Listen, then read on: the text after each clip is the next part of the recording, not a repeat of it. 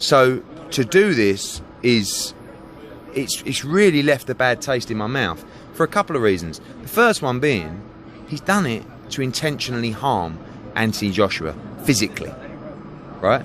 People have lost their lives in the ring. You know, people have been disabled in the ring.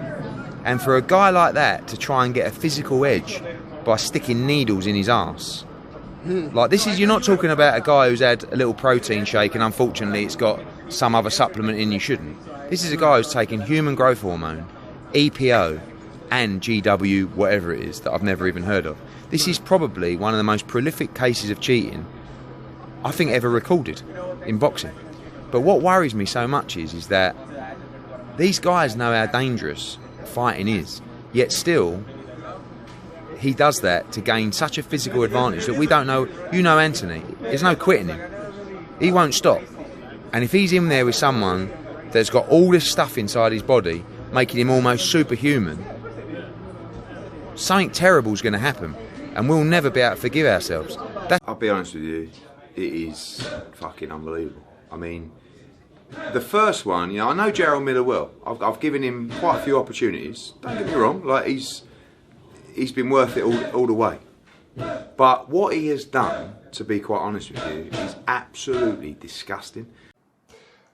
A lot of people are suggesting that Gerald Miller shouldn't be able to fight again. Maybe he should never have been allowed to fight after the AJ thing. But certainly now, I mean, you can't possibly say that this guy, you know, should be allowed to fight again. I mean, was he cheating? Was he unlucky? Either way, his reputation is tarnished forever. Because it doesn't matter. You fail a drugs test, you fail a drugs test. 6 months isn't enough. No fine is ridiculous. I don't really understand that.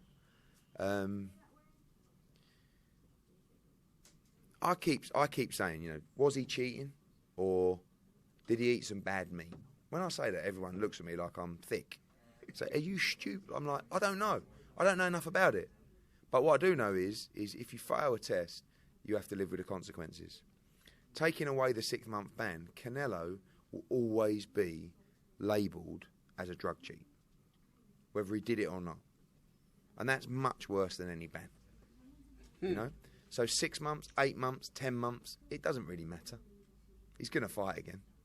But what he will have to live with is the fact that every Instagram post, every Twitter post, every interview, every member of the public he walks past will look at him as a cheat in boxing. And that will always take away his legacy in the sport.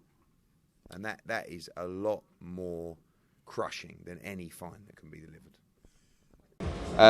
It's something that you can get an exemption for. Sometimes athletes don't do that, forget to do it. It's over to him to deal with the relevant process for that.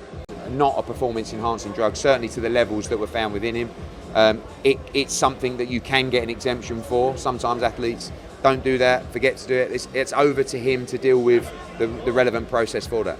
As it stands.